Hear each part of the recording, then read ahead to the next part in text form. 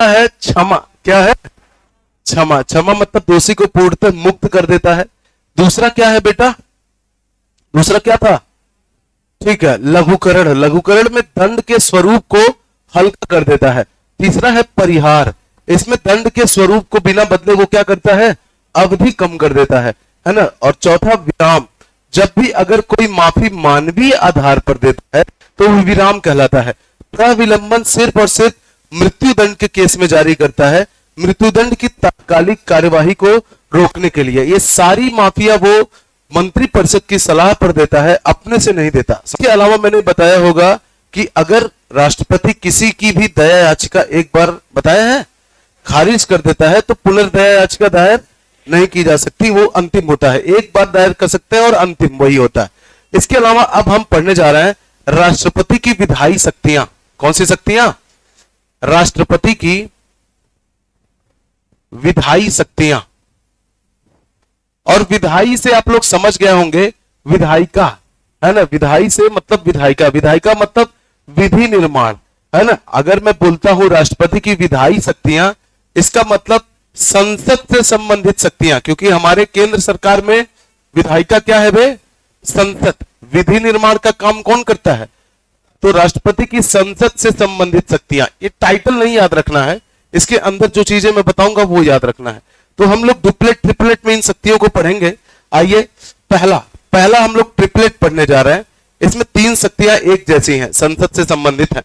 पहला तो जो राष्ट्रपति होता है वो संसद का अभिन्न अंग होता है और कोई भी प्रस्ताव को ही जो संसद में प्रस्ताव रखे जाते हैं उनको विधेयक कहा जाता है। क्या? तो एक चीज पहली शक्ति है राष्ट्रपति की कि राष्ट्रपति संसद का क्या है बेटा? संसद का अभिन्न अंग है।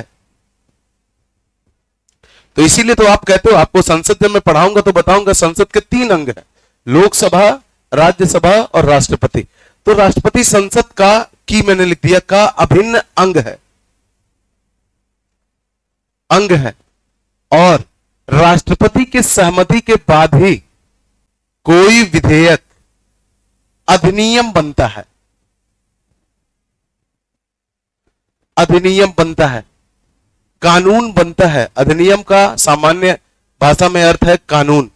अधिनियम बनता है और ये राष्ट्रपति संसद का अभिन्न अंग है। इसका उल्लेख है बेटा अनुच्छेद 79 में। कौन से अनुच्छेद में?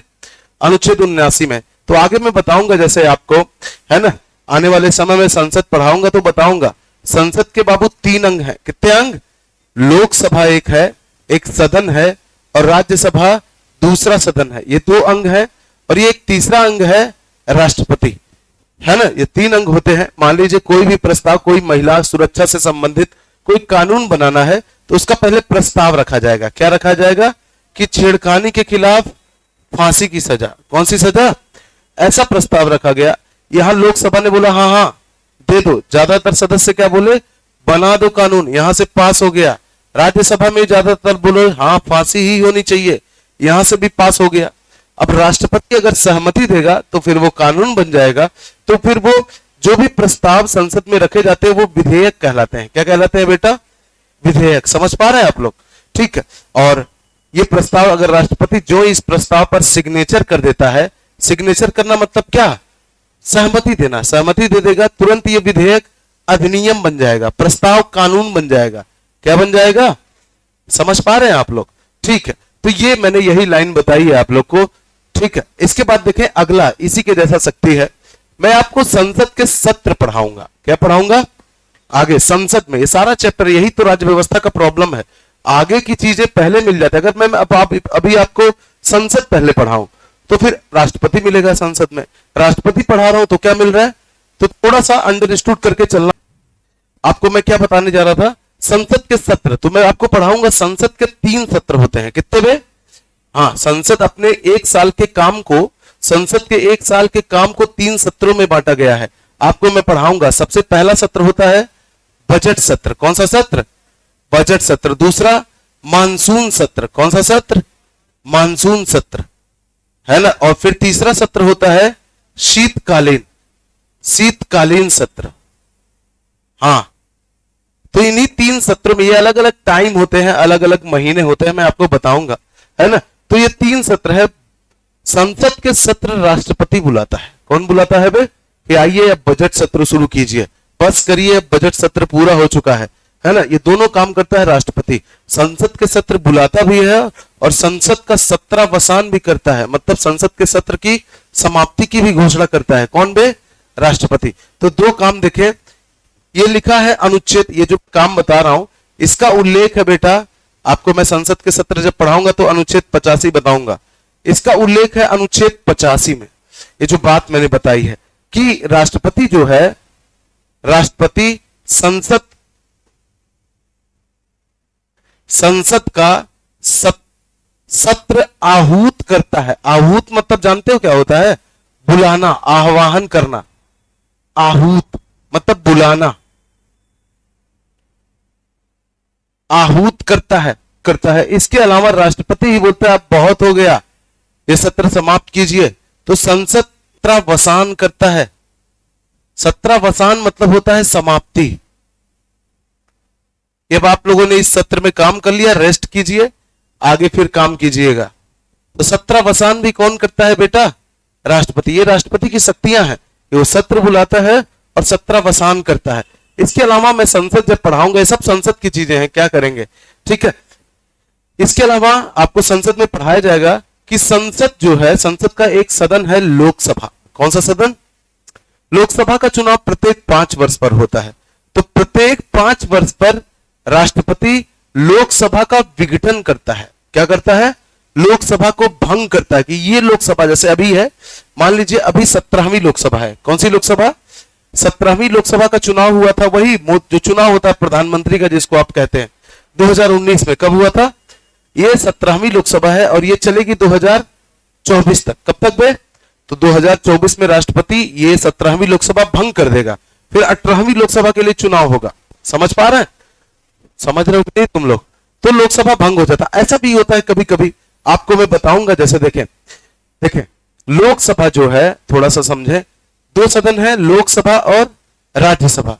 तो राज्यसभा को आप लोग नहीं चुनते, बताऊंगा मैं। राज्यसभा के सदस्यों को आप लोग नहीं चुनते, कोई और चुनता है, जिनको आप चुनते हैं। विधायक लोग चुनते हैं। कौन चुनते हैं इनको? राज्यसभा के और लोकसभा के सदस्यों का प्रत्यक्ष निर्वाचन होता है। लोकसभा में कुल 543 सदस्य होते हैं। कितने वे? और इन सब का चुनाव आप लोग करते हैं। प्रत्येक लोकसभा सीटों से, आप जिस भी लोकसभा सीट से होंगे वहां वोट डालते हैं आप लोग। समझ रहे हैं? तो ये 543 लोकसभा सीटें जो हैं, मैं आपको आगे बताऊंगा। इसमें जो भी दल चुनाव में आधे से ज्यादा सीटें जीतता है, मतलब आधे से ज्यादा कितना बे? 272 सीटें, वो बहुमत दल कहलाता है। क्या कहलाता है? लोकसभा में। और लोकसभा में जो बहुमत दल होता है उसका नेता प्रधानमंत्री बनता है। क्या बनता है? तो राज्यसभा से लेना देना ही नहीं है, प्रधानमंत्री बनता है लोकसभा के चुनाव से। कौन से चुनाव से? तो लोकसभा में बहुमत दल का नेता प्रधानमंत्री बनता है। मान लीजिए लोकसभा का चुनाव हुआ और बीजेपी को मिले 200 सीटें। कितनी सीटें में? अभी इस समय कितनी मिली हैं? 300 प्लस मिली हैं। समझ रहे? तो उसको तो बहुमत अकेले, बीजेपी को ही अकेले क्या प्राप्त है?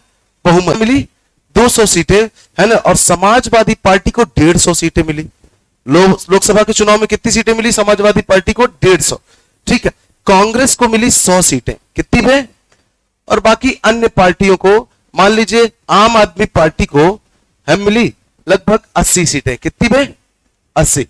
तो ये ऐसे लोकसभा सीटें सब दलों ने जीता। कोई भी बहुमत दल नहीं बन पाया। बहुमत दल कोई है नहीं। तो बहुमत दल के लिए बनने के लिए कितना सीटें चाहिए? 272। तो ऐसे में ये 3 पार्टियां गठबंधन कर लेंगे, एक दल बन जाएंगे, मतलब चुनाव के बाद गठबंधन कर लेंगे। तो कितना हो जाएगा अभी? लगभग 330, लगभग 330 सीटें हो जाएंगी इन तीनों का मिलाकर। और ये एक गठबंधन दल बना लेंगे और ये बहुमत दल बन जाएगा। ये बहुमत दल के पास कितनी सीटें अभी है? 272 से ज्यादा होनी चाहिए। तो ये बहुमत दल, और ये बहुमत दल अपना नेता चुन लेंगे अखिलेश यादव को। किसको बे? अखिलेश यादव बन जाएंगे प्रधानमंत्री। क्या बन जाएंगे? तो अब होता क्या है, मान लीजिए, है ना, 2024 के चुनाव में अखिलेश यादव ऐसे गठबंधन से प्रधानमंत्री बने। ठीक है, 2024 में। तो सीन क्या होगा? मान लीजिए 2026 तक ये सरकार चलाया इन्होंने। 2026 में आम आदमी पार्टी अखिलेश यादव से खुश नहीं है, उन्होंने अपना समर्थन वापस ले लिया। ये 80 सांसद ये कहते हैं कि हम अखिलेश यादव को अपना नेता नहीं मानते। समझ पा रहे हैं आप लोग? तो फिर ये अल्पमत में आ गए 250 सीट, और बहुमत दल के लिए कितना चाहिए? ऐसे में फिर राष्ट्रपति क्या करे? राष्ट्रपति बीजेपी को बुलाएगा, भाई देख लो आप बना सकते हो तो बना लो। बीजेपी कहेगा कोई मेरे साथ है ही नहीं, ये सब विरोधी हैं, कोई नहीं बनाएगा मेरे साथ। समझ रहे हैं?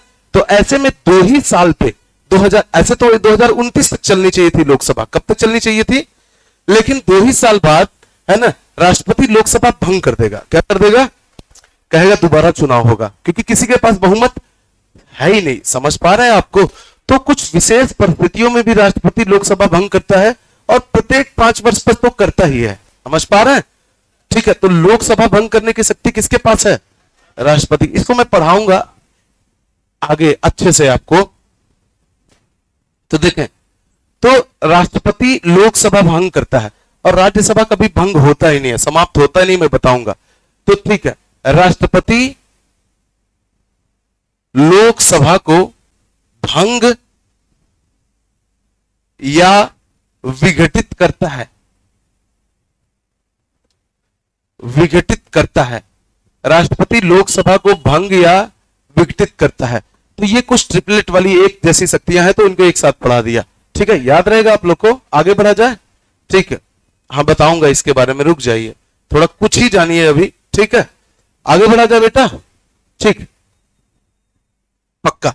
चले, अभी आप संसद से संबंधित शक्तियां पढ़े ना राष्ट्रपति की। अब देखिए, संसद में सामान्यतः देखें, सामान्यतः कानून कैसे बनता है। ये एक सदन है राज्यसभा, और एक सदन है ये लोकसभा, और एक तीसरा अंग है राष्ट्रपति। समझ रहे हैं? ये 3 अंग हैं और सदन 2 होते हैं संसद में। मान लीजिए सामान्यतः किसी एक सदन में कानून बनता है, किसी एक सदन में प्रस्ताव रखा जाता है। क्या रखा जाता है? प्रस्ताव, है ना। लोकसभा या राज्यसभा, अगर लोकसभा का सदस्य है तो वहां प्रस्ताव रखेगा, राज्यसभा का है तो राज्यसभा में प्रस्ताव रखा जाता है। यहां से पास होता है, यहां से पास होता है, फिर राष्ट्रपति सहमति देता है, और वो चीज क्या बन जाती है? कानून। ठीक है, लेकिन कुछ विशेष प्रकार, कुछ ऐसे प्रस्ताव हैं जिनको संसद में रखने से पहले राष्ट्रपति से अनुमति लेनी होती है। क्या लेनी होती है? पहले एक बार पूछा जाएगा कि ये विधेयक रख सकते हैं क्या? ये बोलेंगे रख दो, फिर रखा जाएगा संसद में, फिर वो पास होने के बाद राष्ट्रपति के पास जाएगा। तो कुछ विशेष विधेयक ऐसे होते हैं जिनके संबंध में एक स्टेप बढ़ जाता है। तो ये राष्ट्रपति की शक्ति है कि वो राष्ट्रपति से पूछ कर रखा जाएगा। कैसे रखा जाएगा? कुछ विधेयक हैं, समझ पा रहे हैं? तो वही पढ़ने जा रहे हैं, है ना, वही पढ़ने जा रहे हैं। अगली शक्ति राष्ट्रपति की कि कुछ विशेष विधेयक, कुछ विशेष विधेयक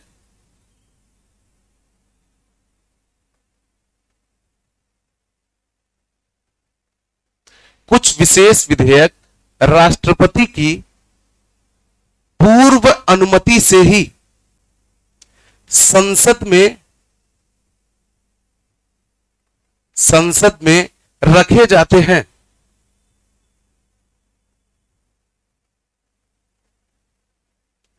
रखे जाते हैं। कुछ विधेयक ऐसे हैं जो राष्ट्रपति से पूछ कर रखे जाएंगे, बाकी सब डायरेक्ट लोकसभा या राज्यसभा में रखे जाते हैं। वो कुछ विधेयक कौन कौन से हैं मैं आपको बता रहा हूं। एकदम सही, अनुच्छेद 3 से संबंधित विधेयक। याद है आप लोग को अनुच्छेद 3? हाँ, राज्यों का पुनर्गठन, राज्यों के नाम में परिवर्तन, यही तो था। राज्यों की सीमाओं में परिवर्तन, नए राज्यों का निर्माण। ऐसा कोई प्रस्ताव अगर आपको रखना है, उत्तर प्रदेश को तोड़कर पूर्वांचल बनाना है आपको, या कोई बुंदेलखंड राज्य बनाना है, तो ऐसा प्रस्ताव अगर आपको रखोगे संसद में तो राष्ट्रपति से पूछ कर रखोगे, क्योंकि किससे संबंधित है बेटा? अनुच्छेद 3। तो अनुच्छेद 3 से संबंधित, 3 से संबंधित विधेयक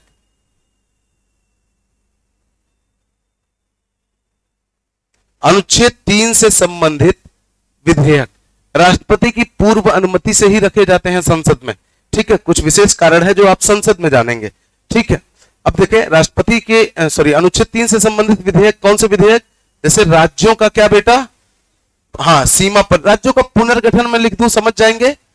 हाँ, राज्यों का पुनर्गठन से संबंधित कोई विधेयक है तो वो राष्ट्रपति से पूछ कर रखा जाएगा।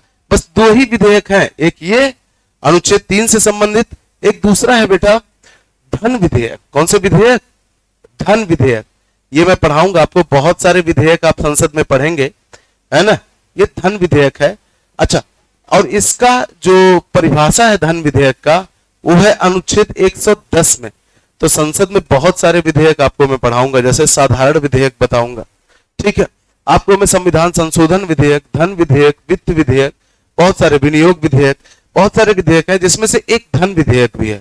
इसकी परिभाषा कहां है? अनुच्छेद 110 में। तो धन विधेयक क्या है, एग्जाम्पल के लिए मैं आपको बता दूं अभी।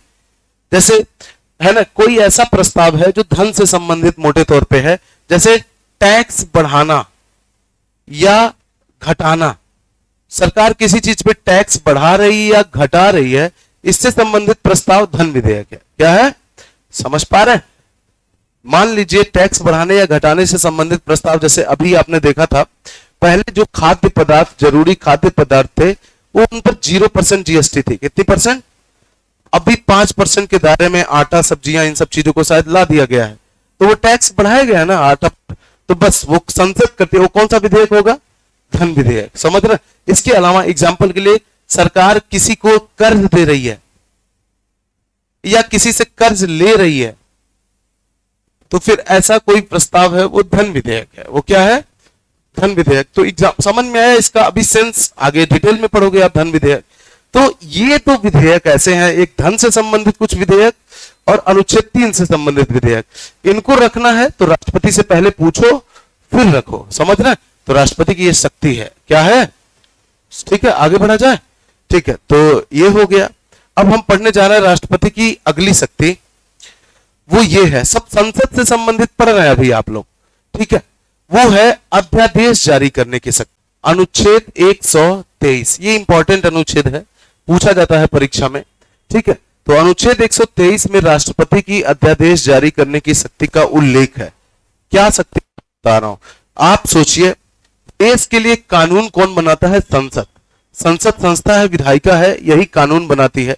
मान लीजिए ऐसी परिस्थिति आए, संसद बंद है, संसद कार्यशील नहीं है, संसद का कोई सत्र नहीं चल रहा है, या कुछ ऐसी और भी कुछ विशेष चीजें होती हैं, संसद बंद है, संसद क्या है अभी? कार्यशील नहीं है, और ऐसे में कानून बनाना बड़ा जरूरी है।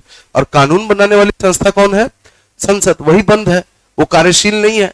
तो ऐसे में राष्ट्रपति अस्थायी कानून बना सकता है। कैसे कानून? समझ रहे? बता रहा हूं। यदि संसद कार्यशील नहीं है, ये कार्यशील शब्द थोड़ा सा गहरा है, ये संसद में ही समझ में आएगा। यदि मतलब मान लीजिए अभी आप मोटे तौर पे माने संसद का सत्र नहीं चल रहा है। क्या नहीं चल रहा है ना? जून का महीना, सॉरी मई का महीना है। कौन सा? फरवरी, मार्च, अप्रैल, मई। जून का महीना है। कौन सा महीना? क्योंकि बजट सत्र होता है फरवरी, मार्च, अप्रैल, मई। आ गया जून, जुलाई, अगस्त में अब मानसून सत्र शुरू होगा। कौन से महीने में? जून का महीना छुट्टी वाला महीना है, संसद का कोई सत्र नहीं चल रहा है। समझ पा रहा है कि नहीं? तो ऐसे में संसद कार्यशील नहीं है। तो यदि संसद कार्यशील नहीं है,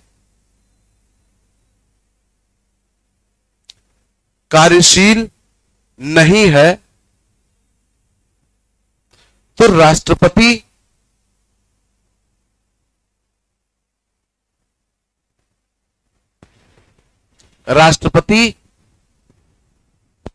अस्थायी कानून, अस्थायी कानून जारी कर सकता है, बना सकता है, जारी कर सकता है, अगर संसद कार्यशील नहीं है तो। ऐसा कहां लिखा है बेटा? अनुच्छेद 123 में, ठीक है ना, कि यदि संसद अभी बंद है या कुछ और विशेष परिस्थितियां हैं, संसद अगर कार्यशील नहीं है, संसद में कानून नहीं बनाया जा सकता, तो ऐसी स्थिति में राष्ट्रपति अस्थायी कानून जारी कर सकता है। और इसी अस्थायी कानून को अध्यादेश कहते हैं। क्या कहते हैं बे? अध्यादेश। यही अस्थायी कानून क्या कहलाता है? अध्यादेश। यही वैलिडिटी, वैधता है ना। जब भी संसद शुरू होता है, संसद की पहली बैठक जब भी होती है ना, मतलब इस अध्यादेश जारी होने के बाद संसद जब भी शुरू होता है, तो पहली बैठक से 6 सप्ताह तक, कब तक बे? 6 सप्ताह तक बस ये अध्यादेश वैलिड रहेगा। 6 सप्ताह मतलब 42 दिन। 42 दिन के अंदर अगर एक सामान्य कानून की तरह दोनों सदनों से इसको फिर से इन्होंने पारित करा दिया इस अध्यादेश को, तो फिर वो सामान्य कानून बन जाएगा, समझ रहे। और अगर नहीं पारित किया 6 सप्ताह के अंदर, तो फिर वो अध्यादेश समाप्त हो जाएगा। क्या हो जाएगा?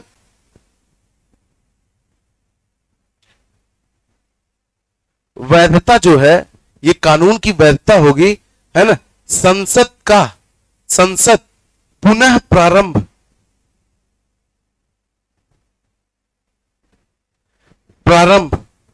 होने की तिथि से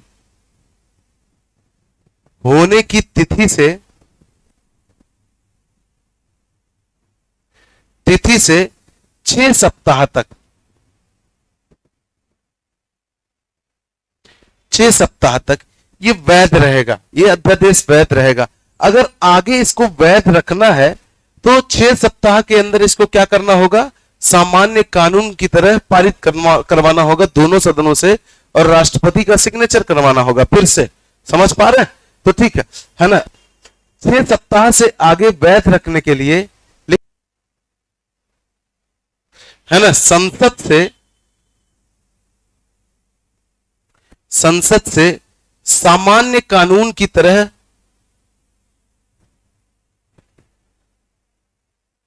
पारित करना होगा, इसे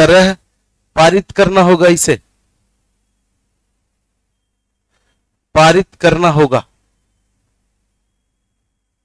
समझ गए बात को? मान लीजिए एग्जाम्पल के लिए, आपको एग्जाम्पल दूं, मान लो, है ना, मई महीना था, जून का महीना था। कौन सा महीना? 1 जून था। कितना जून था बे? संसद बंद था, कानून बनाना था, बड़ा जरूरी था किसी विषय पर कानून बनाना, तो राष्ट्रपति ने अध्यादेश जारी कर दिया। तो फिर, है ना, अध्यादेश 1 जून को जारी हुआ। कितने जून को? इसकी वैलिडिटी होगी 12 जुलाई तक। कब तक होगी? 12 जुलाई। अगर इस डेट के अंदर ये एक सामान्य कानून की तरह चलेगा, ये अस्थायी कानून चलता रहेगा, इसके हिसाब से चीजें होती रहेंगी। लेकिन इसको आगे भी जारी रखना होगा, अगर रखना है तो इस बीच में 1 जून से 12 जुलाई तक 42 दिन के अंदर आपको इसको संसद के दोनों सदनों से क्या करना होगा? पारित नहीं, सॉरी, गलत हो गया, ठीक है, समझिए, गड़बड़ हो गया। फिर से सीधे बता रहा हूं मैं, ठीक है। मान लीजिए 1 जून को अध्यादेश पारित हुआ था। कब पारित हुआ बेटा? 1 जून को। और सीन ये हो रहा है कि जो, है ना, संसद खुल रहा है वो 30 जुलाई को खुल रहा है। कब खुल रहा है? तो 30 जुलाई मान लीजिए, है ना, सॉरी, 1 जुलाई को खुल रहा है। कब संसद खुल रहा है? कंफ्यूजन हो गया ना तुम लोग को? अब बता रहा हूं।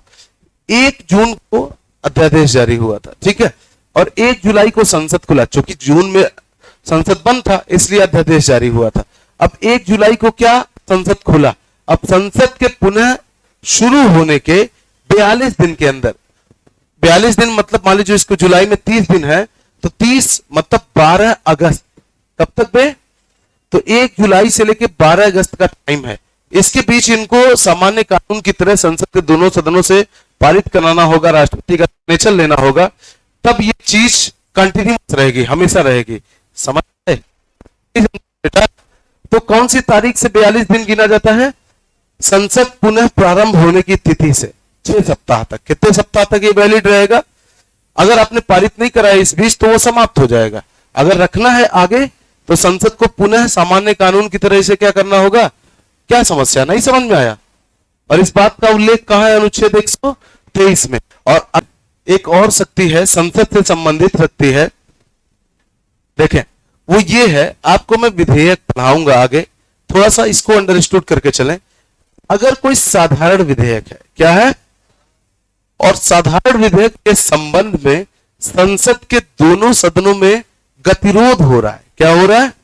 एग्जाम्पल के लिए, संसद का एक सदन है लोकसभा और दूसरा सदन राज्यसभा। कोई साधारण विधेयक है, धन विधेयक नहीं है, संविधान संशोधन विधेयक नहीं है, साधारण विधेयक है। कैसा विधेयक है? ये इंपॉर्टेंट है, याद रखेंगे। कोई साधारण विधेयक लोकसभा में रखा गया है या राज्यसभा, कहीं भी रखा जा सकता है ये, ठीक है। राज्यसभा से पास हो रहा, मान लो महिला सुरक्षा से संबंधित कोई कानून है, या वयस्क होने की आयु घटाई जा रही है? क्या घटाई जा रही है? वो तो संविधान संशोधन विधेयक हो जाएगा। मान लीजिए महिला सुरक्षा से संबंधित या खाद्य सुरक्षा से संबंधित कोई प्रस्ताव है, ये रखा गया है लोकसभा में कि हर किसी को भरपेट खाना मिलेगा, ऐसा प्रस्ताव रखा गया है लोकसभा ने पास कर दिया। राज्यसभा में गया, राज्यसभा में आधे से ज्यादा लोग इस प्रस्ताव के खिलाफ वोट डाल रहे हैं और ये प्रस्ताव पास ही नहीं हो रहा है। क्या नहीं हो रहा है? या राज्यसभा के आधे से ज्यादा लोग पास कर दे रहे हैं और लोकसभा के आधे से ज्यादा लोग नहीं पास कर रहे हैं। समझ पा रहे हैं? साधारण बहुमत चाहिए। साधारण विधेयक को पास कराने के लिए कैसा बहुमत चाहिए होता है? मतलब आधे से ज्यादा लोगों का समर्थन। तो मान लो एक सदन बार बार पास कर रहा है, दूसरा सदन पास नहीं कर रहा है, और ये विधेयक बनना बड़ा महत्वपूर्ण है, इस कानून बनना बड़ा महत्वपूर्ण है। तो ऐसी परिस्थिति में राष्ट्रपति संयुक्त अधिवेशन बुला सकता है। क्या बुला सकता है? संयुक्त अधिवेशन, मतलब लोकसभा और राज्यसभा दोनों के सदस्यों को एक साथ बुलाया जाएगा। समझ पा रहे हैं? मतलब राज्यसभा के कितने सदस्य? 245, और लोकसभा के कितने? सब सेंट्रल हॉल में बैठेंगे। समझ रहे हैं? कौन बुलाएगा संयुक्त अधिवेशन? और ये सब लोग मिलकर यहां साधारण बहुमत से उसको पास करेंगे। कैसे बहुमत से? अब जोड़ोगे कितना होगा बे? 538, 538 और 52, 788। मतलब 2 3 6, 2 9 18, 2 4 8। मतलब इसको पास कराने के लिए अगर सबके सब सदस्य उपस्थित हैं तो कितना चाहिए बहुमत? उपस्थित सदस्यों का साधारण बहुमत। तो इसमें लोकसभा बहुत पावरफुल होती है। कौन पावरफुल होती है? क्योंकि इसकी संख्या ज्यादा है। तो लोकसभा संयुक्त अधिवेशन में लोकसभा की चलती है। किसकी चलती है? संविधान संशोधन विधेयक होता है, उसको कोई सदन, जैसे ये सदन अगर संविधान संशोधन विधेयक यहां से नहीं पास कर रही है तो फिर वो प्रस्ताव समाप्त हो जाता है। क्या हो जाता है? उसमें संयुक्त अधिवेशन नहीं होता। धन विधेयक हमेशा लोकसभा में रखा जाता है और राज्यसभा इसको मना कर ही नहीं सकती। राज्यसभा अगर मना भी कर देती है तो 14 दिन के अंदर इसको पारित समझ लिया जाता है। तो हमेशा संयुक्त अधिवेशन किस विधेयक के संबंध में बुलाया जाता है? साधारण विधेयक। साधारण विधेयक के संबंध में संसद के दोनों सदनों में संसद के दोनों सदनों में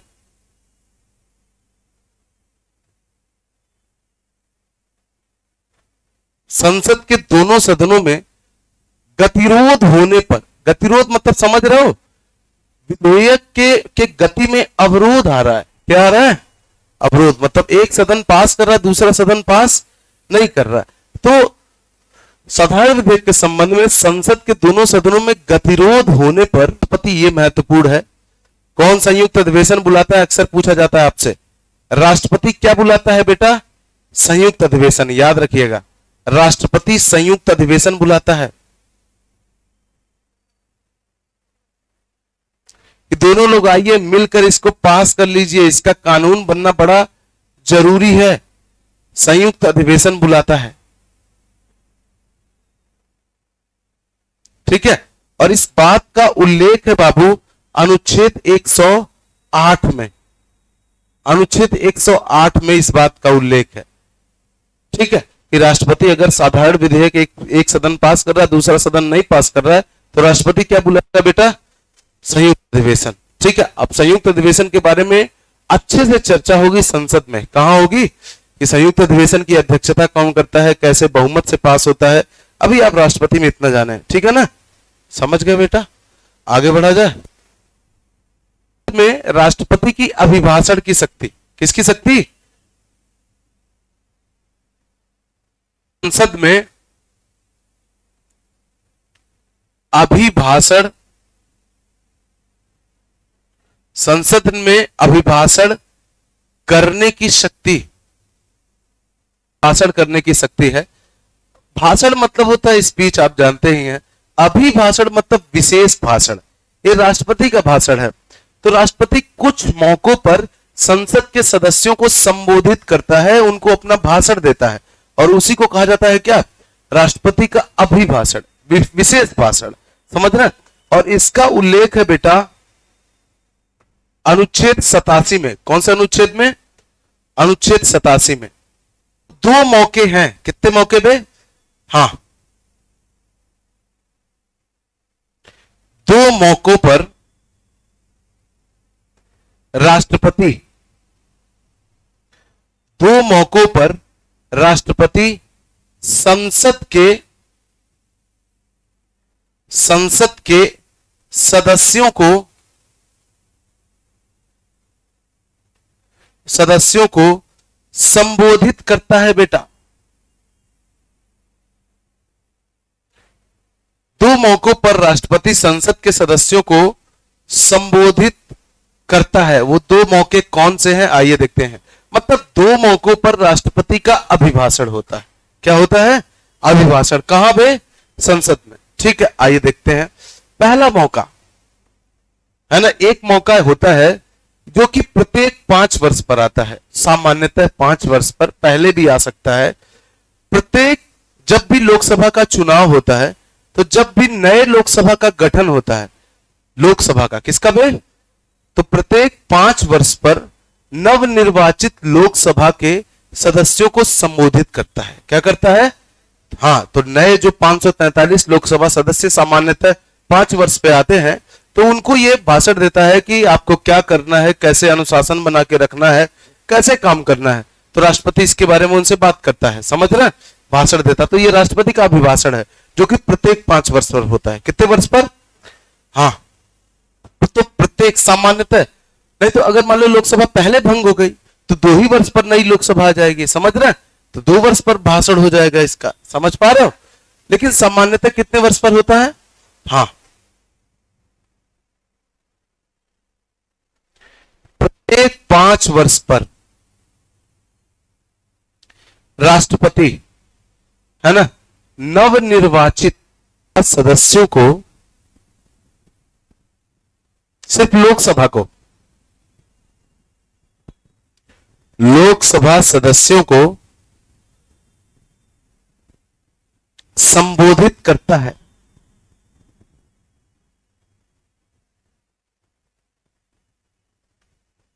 दूसरा, ये तो पहला मौका है, एक तरह का मौका है। दूसरे तरह का मौका कौन सा है? जब राष्ट्रपति है ना संसद में भाषण देता है, विशेष भाषण देता है। वो ये है प्रत्येक वर्ष के प्रारंभ में, है ना, जब बजट सत्र शुरू होता है ना। पहला सत्र संसद जब शुरू होता है वो होता है बजट सत्र। कौन सा? बजट सत्र। तो प्रत्येक वर्ष के प्रारंभ में राष्ट्रपति संसद के दोनों सदनों को संबोधित करता है, समझ रहे? तो प्रत्येक 5 वर्ष पर सिर्फ लोकसभा को, और हर साल ये वर्ष के शुरुआत में, कब बेटा? वर्ष जब शुरू होता है बजट सत्र में, वही बजट सत्र में राष्ट्रपति संसद के दोनों सदनों को संबोधित करता है, मिक्स। तो प्रत्येक वर्ष के प्रारंभ में, प्रत्येक वर्ष के प्रारंभ में, प्रारंभ वही मतलब होता है बजट सत्र। पहला सत्र कौन सा सत्र होता है? पहला सत्र बेटा संसद में बजट सत्र होता है। तो प्रत्येक वर्ष के प्रारंभ में राष्ट्रपति संसद के दोनों सदनों को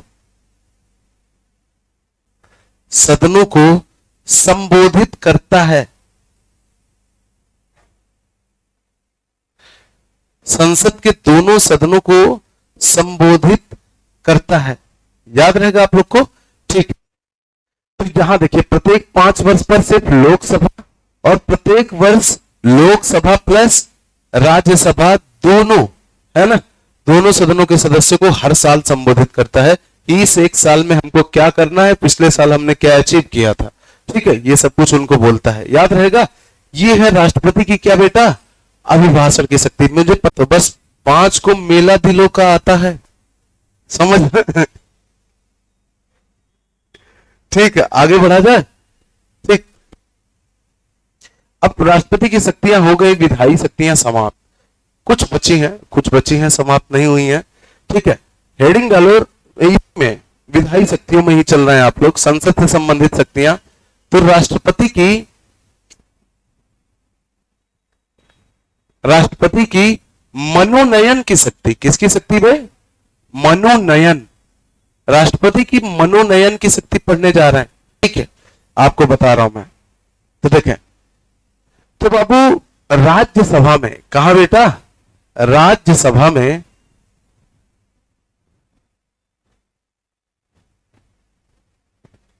राज्यसभा में आपको आगे पता चलेगा कि कुल सदस्य होते हैं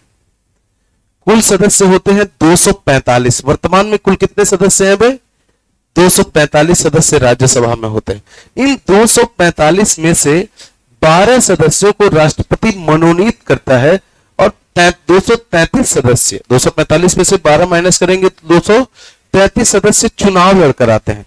तो 245 में सारे के सारे सदस्य चुनाव लड़कर नहीं आते, सिर्फ 233 आते हैं।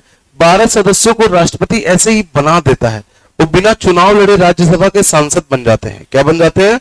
तो याद रखेंगे, राज्यसभा में बेटा राष्ट्रपति है ना 12 सदस्यों को मनोनीत करता है। क्या करता है? मनोनीत, मतलब मन से बना देता है, ऐसे ही बिना चुनाव लड़े वो राज्यसभा के सदस्य बन जाते हैं। मनोनीत करता है और इसका उल्लेख है बेटा अनुच्छेद 80 में, 3 में है। किसमें है? एकदम सही है, कोई प्रॉब्लम नहीं है। ठीक है, तो राज्यसभा में राष्ट्रपति सदस्यों को क्या करता है? मनोनीत। बस शर्त यह है कि इन 12 सदस्यों का संबंध जो है ना, इन 5 क्षेत्रों में से किसी एक से होना चाहिए। ठीक है, इनका संबंध होना चाहिए या तो ये कला से संबंधित हो, है ना, कला मतलब या तो ये रेखा हो या तो सचिन तेंदुलकर हो। क्या हो? सचिन तेंदुलकर भी कला से जुड़े हुए हैं, खेल भी एक कला है। क्या है? तो कला हो गया, विज्ञान हो गया, विज्ञान, समाज सेवा, पत्रकारिता,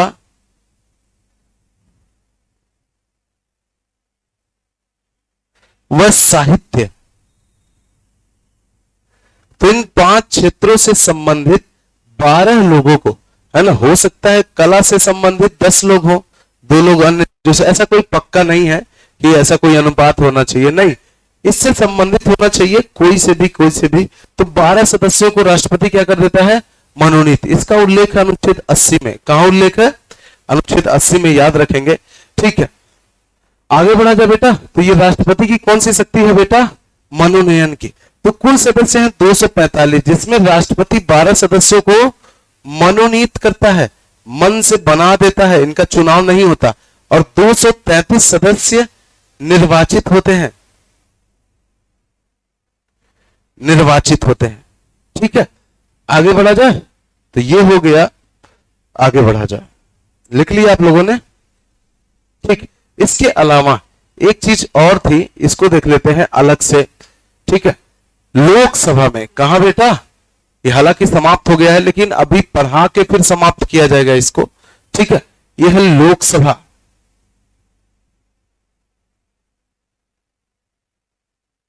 बाबू लोकसभा में, है ना, लोकसभा में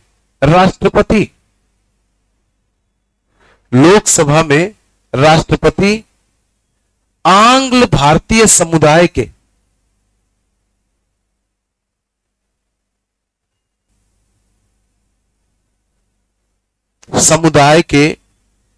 दो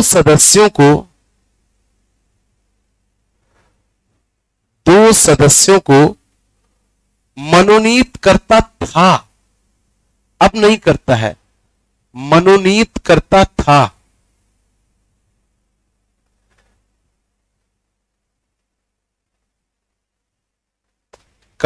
समझ पा रहे हैं? आंग्ल भारतीय समुदाय क्या है अभी बता रहा हूं आपको। आंग्ल भारतीय समुदाय मतलब ऐसा समुदाय जिनका पिता पक्ष अंग्रेज रहे हो। कौन रहे हो बे? अंग्रेज। और मातृपक्ष भारतीय रहा हो। मातृपक्ष भारतीय रहा हो। तो ठीक है, जब देश आजाद हुआ उस समय सबसे ज्यादा नफरत हम लोग अंग्रेजों से करते थे, लेकिन बहुत सारे अंग्रेज लंबे समय में भारत में रहते हुए उन्होंने भारतीय महिलाओं से शादी कर ली और फिर उनके बच्चे हुए जो यहीं रुक गए, तो उनके खिलाफ भी हमारे मन में नफरत थी। तो कैसे फिर चुनाव जीत पाते? तो इसके लिए उनके लिए मनोनयन की व्यवस्था शुरू की गई कि ऐसे पूर्वजों के संतान जिसके पूर्वजों में पितृपक्ष क्या रहा हो? अंग्रेज, और मातृपक्ष भारतीय रहा हो, ऐसे लोगों को, ऐसे दो लोगों को, कितने लोगों को, ऐसे ही राष्ट्रपति मनोनीत कर देगा, लोकसभा में उनका भी प्रतिनिधित्व रहे। समझ में? ये उस समय के लिए ठीक था, आज के लिए ठीक नहीं है। इसका उल्लेख था, कोई मुझे बताएगा कौन से अनुच्छेद में इसका उल्लेख है? अनुच्छेद 331। कौन से अनुच्छेद में? अनुच्छेद 331। तो अनुच्छेद 331 में इसका उल्लेख था। ठीक है, अनुच्छेद 331 में संशोधन किया गया। क्या किया गया बे? एक संविधान संशोधन, 104वां संविधान संशोधन। कौन सा संविधान संशोधन?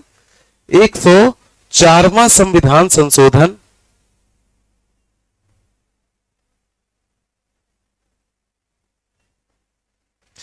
एक 104वां संविधान संशोधन हुआ था बेटा 2020 द्वारा यह व्यवस्था समाप्त कर दी गई। यह व्यवस्था समाप्त कर दी गई।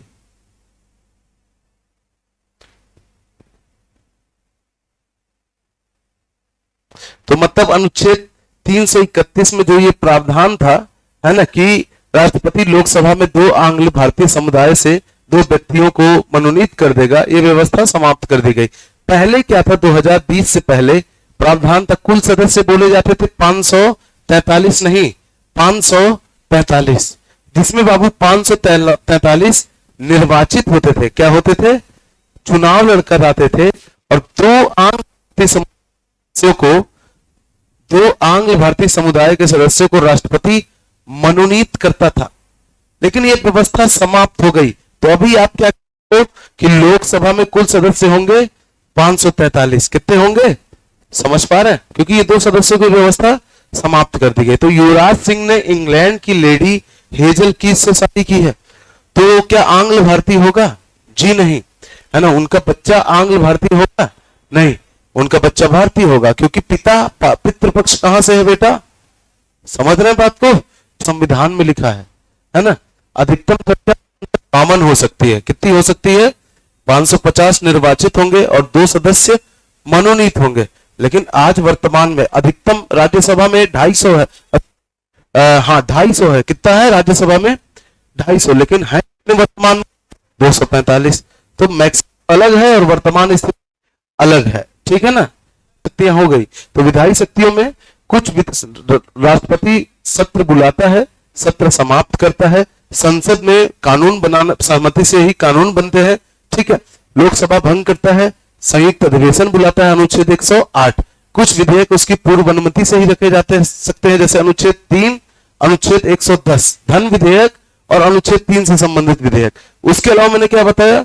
राष्ट्रपति 2 मौकों पर अभिभाषण करता है। क्या करता है? अनुच्छेद 87, जिसमें कहा गया है प्रत्येक 5 वर्ष पर लोकसभा के सदस्यों को, नए सदस्यों को संबोधित करता है। प्रत्येक वर्ष लोकसभा और राज्यसभा दोनों सदस्यों को संबोधित करता है। ये बताया मैंने। उसके मनोनयन की शक्ति, तो आज भी राज्यसभा में वो 12 सदस्यों को मनोनीत करता है। ये व्यवस्था समाप्त नहीं हुई है। समाप्त कौन सी हुई है? आंग्ल भारतीय वाली। ठीक है ना, यही तो बताया था मैंने। इसके अलावा अध्यादेश जारी करने की शक्ति, कौन सी शक्ति? तो अनुच्छेद 123 में है। कहां है? ठीक है। अब हम पढ़ने जा रहे हैं बेटा राष्ट्रपति की अगली शक्ति। वो है राष्ट्रपति की, सबसे कठिन है ये पार्ट, राष्ट्रपति की वीटो शक्तियां। कौन सी शक्तियां? हेडिंग डालिए बेटा,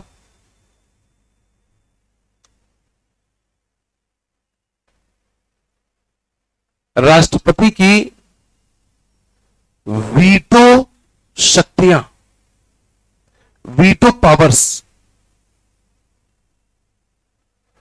तो समझिए, वीटो बेटा एक लैटिन भाषा का शब्द है ना, वीटो, और जिसका हिंदी में अर्थ होता है ना, सेंस होता है मना करना, मना करना, या कह लीजिए फिर रोकना। इसका हिंदी में होता है अर्थ मना करना या रोकना। समझ रहे बात को? ठीक है। तो ये राष्ट्रपति की वीटो शक्तियां होती क्या है ना, तो ये है, मैं बता रहा हूं। तो राष्ट्रपति किसी भी विधेयक को सहमति देने से मना करके उसको कानून बनने से रोक देता है, यही उसकी वीटो शक्तियां कहलाती हैं। क्या कहलाती हैं? तो राष्ट्रपति के पास कैसी वीटो शक्तियां हैं, कैसे रोकता है, वो किसने प्रकार से रोक सकता है, यही हम पढ़ेंगे इसमें, ठीक है। तो ये है क्या, तो कभी आपसे पूछे कि राष्ट्रपति की वीटो शक्तियां क्या है, तो आप बताएंगे कि किसी भी विधेयक को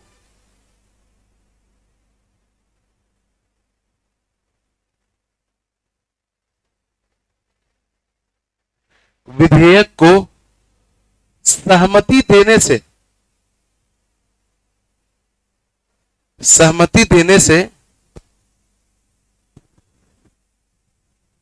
से मना कर, किसी भी विधेयक को सहमति देने से मना कर राष्ट्रपति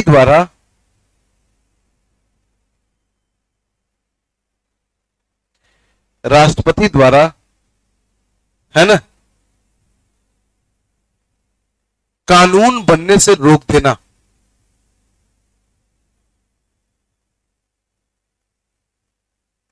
थोड़ा सा सेंटेंस फ्रेम नहीं सही से हो पाया, कानून बनने से रोक देना, लेकिन सेंस तो समझ ही गए होंगे आप लोग।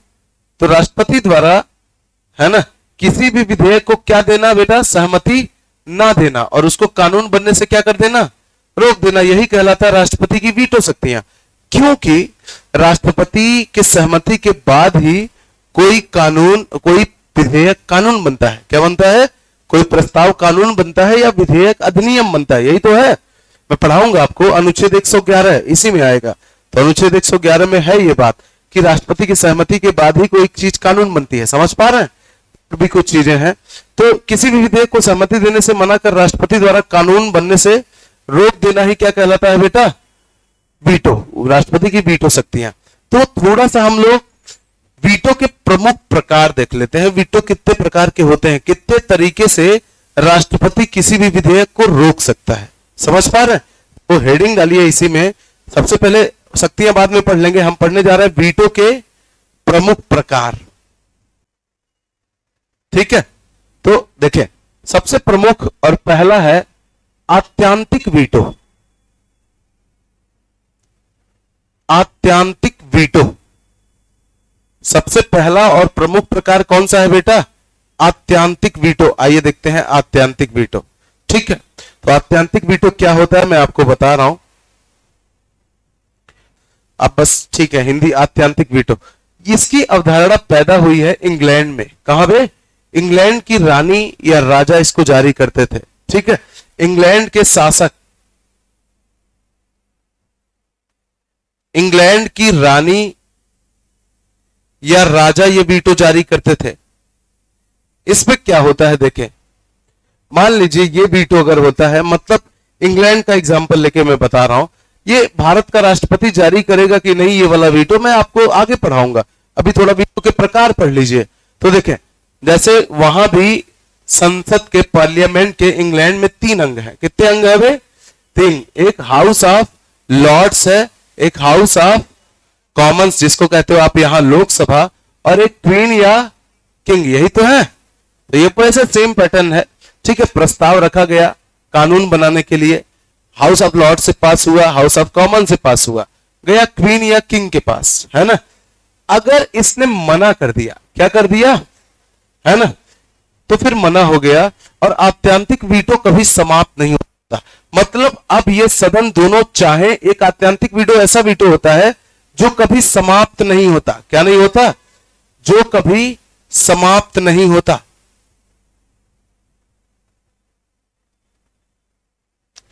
जो कभी समाप्त नहीं होता, मतलब ये हाउस ऑफ कॉमन्स और हाउस ऑफ लॉर्ड्स कुछ भी कर डालें, ये वीटो जो मनाही है राजा और रानी की, ये समाप्त नहीं हो सकता। मतलब वो कभी कानून नहीं बन सकता। क्या नहीं बन सकता, उसको कानून बनाने का कोई तरीका नहीं है। ये आत्यांतिक वीटो कभी समाप्त, ये ऑब्सोल्यूट वीटो है। कैसा, मना तो मना, समझ रहे हैं। तो कोई इसका रास्ता नहीं है कि बाईपास करके चलो कानून बना लो ना, समझ पा रहे हैं ना। तो ऐसा वीटो जो कभी समाप्त ना हो वो क्या कहलाता है, आत्यांतिक वीटो। कौन सा वीटो, और ये कॉन्सेप्ट कहां होता है, इंग्लैंड की रानी या राजा जारी करते हैं इसको। अब देखें दूसरा वीटो है निलंबनकारी वीटो, हम लोग देखने जा रहे हैं।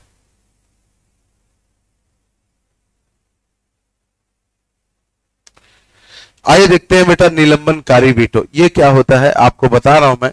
तो ठीक है, निलंबनकारी वीटो क्या होता है, इसको जान लीजिए, एक कॉन्सेप्ट पैदा हुआ फ्रांस का राष्ट्रपति। इसमें क्या होता है,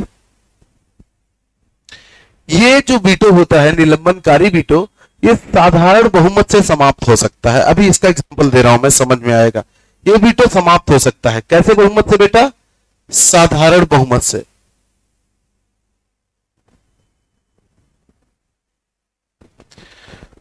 साधारण बहुमत से ये मनाही समाप्त हो सकती है।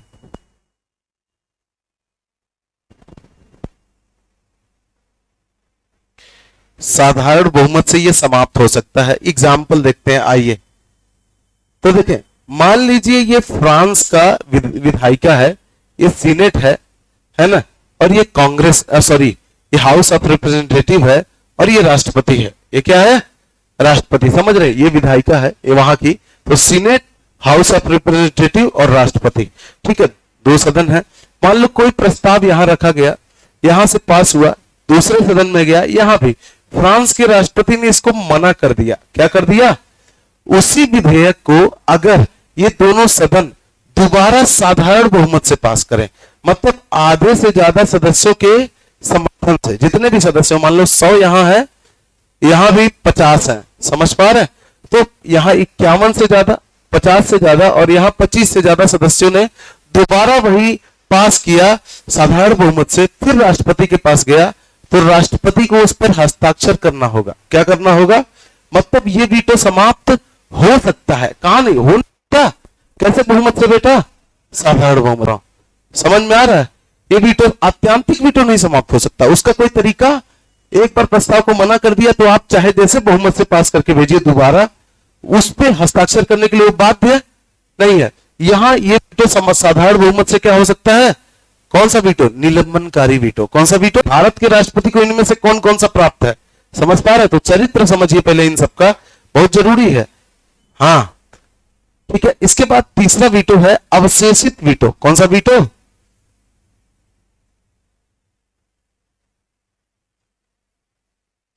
अवशेषित वीटो।